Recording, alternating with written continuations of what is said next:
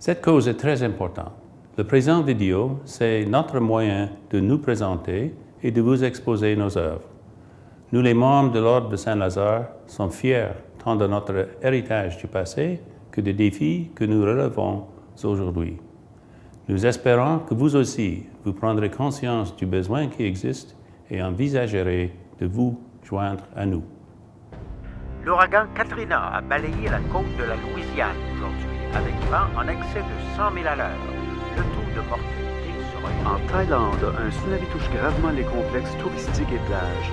Des centaines sont morts et des milliers sont sans état. Les inondations paralysent une majeure partie du pays. Les prévisions météorologiques prévoient encore Une tornade ravage la banlieue, causant de graves dommages et pertes de vie.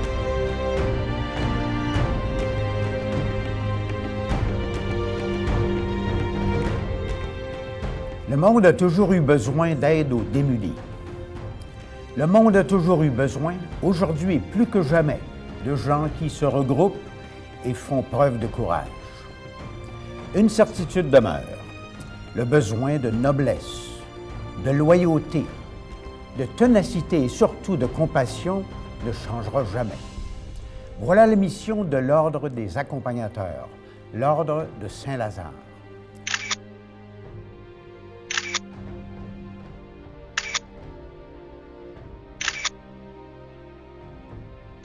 Les soins palliatifs, les soins aux malades en phase terminale et aux mourants, sont une source de préoccupation de plus en plus vive au Canada, comme dans toute société évoluée.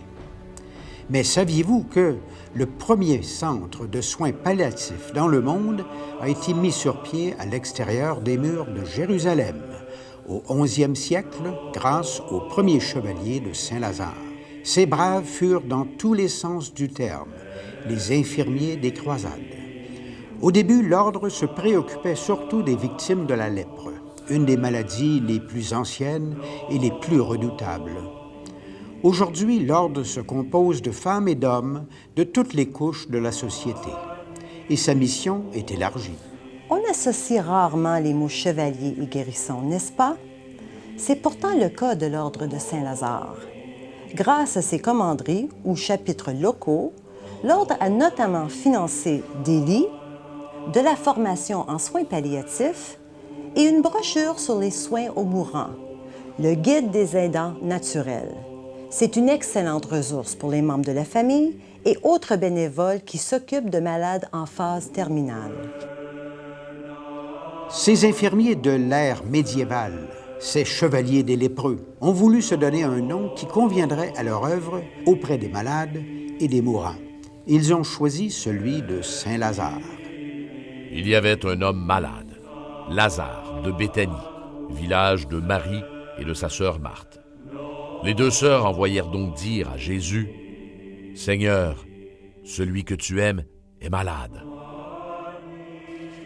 Il était l'ami de Jésus, le meilleur ami de Jésus selon certains. Lazare est celui que Jésus a ressuscité. C'est le seul passage de la Bible où il est déclaré que Jésus verse effectivement des larmes lorsqu'il apprend que son ami est mort. Selon moi, l'important pour l'Ordre, c'est une leçon apprise il y a des siècles. Laquelle? Que partout où il y a besoin et souffrance, il devrait toujours y avoir accompagnement et espoir. L'Ordre de Saint-Lazare est une société sans but lucratif à charte fédérale, qui jouit de plein droit du statut d'organisme de bienfaisance. Il est né, ressuscité à vrai dire, au Canada en 1962. Cette année-là, l'honorable Kay Killer Mackay, lieutenant-gouverneur de l'Ontario, a organisé l'investiture de 20 personnes. À cette première investiture, l'Ordre de Saint-Lazare a adopté pour mission, qui reste encore la même aujourd'hui, de soutenir la recherche médicale. De prodiguer des soins aux malades en phase terminale et aux lépreux. D'appuyer des œuvres œcuméniques, notamment en parrainant des bourses d'études destinées à des étudiants et étudiantes canadiens, méritants et démunis. Et de soulager la souffrance. La croix est verte parce que le vert, c'est la couleur des plantes, des arbres, des choses qui grandissent. Depuis les années 1960, le Canada a évolué. L'Ordre de Saint-Lazare a suivi le pas. De ses humbles origines, il a grandi et prospéré. Aujourd'hui, les femmes et les hommes de l'Ordre de Saint-Lazare au Canada viennent de toutes les couches de la société. En plus d'aider à la formation en soins palliatifs et de financer ces soins au Canada, et sans compter l'aide financière apportée au redressement de catastrophes mondiales, les Chevaliers de l'Ordre de Saint-Lazare au Canada soutiennent aussi des centres internationaux de traitement de la lèpre. Il y en a 3. L'hôpital Little Flower à Nihar en Inde, l'hôpital Nainai dans l'Uttar Pradesh et le centre de réadaptation McKean pour lépreux en Thaïlande. Bon, vous vous posez peut-être des questions sur le terme chevalier. Pourquoi une société, où qu'elle soit, aurait-elle besoin de chevaliers?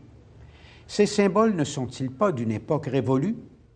Quelle place la chevalerie pourrait-elle bien occuper dans la culture planétaire d'aujourd'hui? Il est vrai que les chevaliers de Saint-Lazare ne ressemblent peut-être pas à ceux des livres d'histoire d'antan.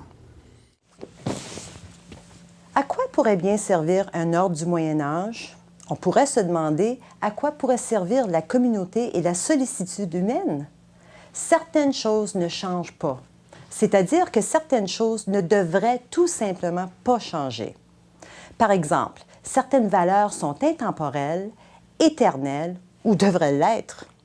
Le serment de chevalerie nous apprend que la noblesse, le courage, la loyauté, la courtoisie, la générosité, la résistance, l'héroïsme, l'humilité et la ténacité sont les grands idéaux des chevaliers. Aujourd'hui, pour la survie de notre monde, ce sont les valeurs dites chevaleresques qui doivent plutôt devenir des valeurs de notre société planétaire. Ces valeurs ne sont pas celles d'un groupe en particulier, il s'agit de valeurs humaines. Progresser dans le monde avec courage, soutenir les faibles, aider les affligés et respecter toutes les personnes. Voilà le secret du pouvoir de la chevalerie de nos jours. La personne qui vit en accord avec le code de la chevalerie dans notre monde non seulement perpétue ses valeurs, mais, chose peut-être encore plus importante, elle les fait ressortir chez ceux et celles qu'elle côtoie chaque jour, au foyer, au travail, à l'école ou dans la rue. Les membres de l'Ordre de Saint-Lazare, ces chevaliers, ces dames et ces commandeurs sont des gens comme vous et moi, qui acceptent d'occuper des postes de responsabilité, d'aider leurs semblables et d'être reconnus pour leur travail auprès d'autrui.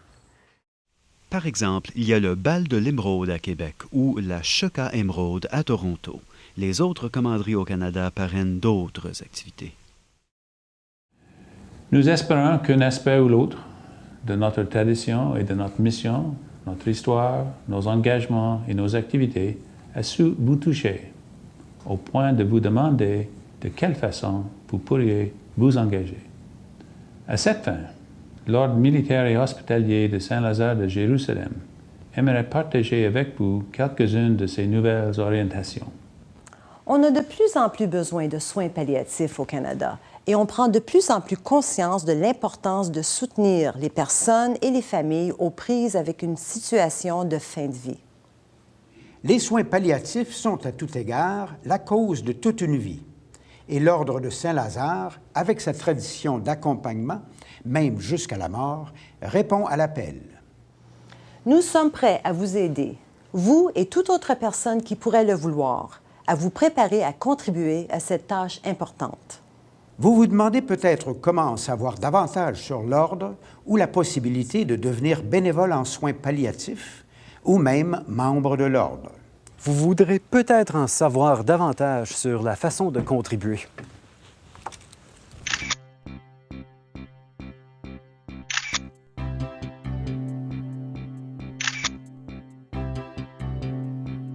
Il existe des commanderies ou chapitres locaux de l'Ordre partout au Canada.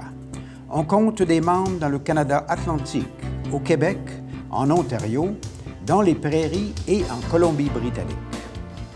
Où que vous soyez, quelqu'un de l'Ordre de Saint-Lazare sera heureux d'échanger avec vous sur ces activités stimulantes. Communiquez avec nous pour de plus amples renseignements. Épousez notre cause. Joignez-vous à nous dans le plus difficile combat de la vie. le combat pour la dignité, les soins et l'accompagnement.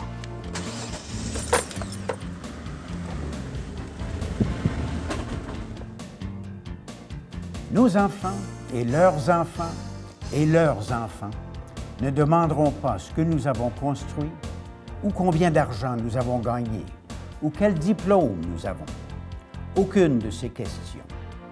La question la plus importante que nos enfants et leurs enfants et leurs enfants demanderont à notre sujet sera: avait-il le souci? Et quelle sera la réponse?